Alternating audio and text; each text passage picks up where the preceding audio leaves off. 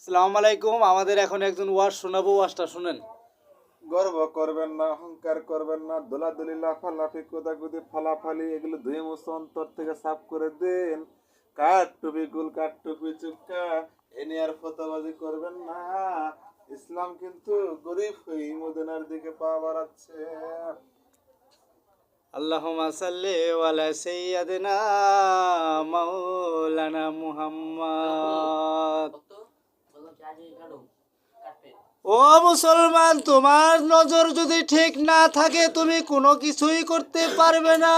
যত অহংকার, যত কিছুই থাকুক, যত টাকা পয়সাই থাকুক, তোমার সব টাকা একদিন বনবাসে চলে যাবে, যেমন আমার চলে গেছে। বলুন সবাই সুবহানাল্লাহ।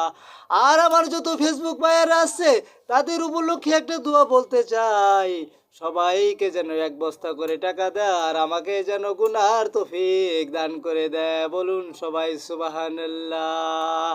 আলহামদুলিল্লাহ।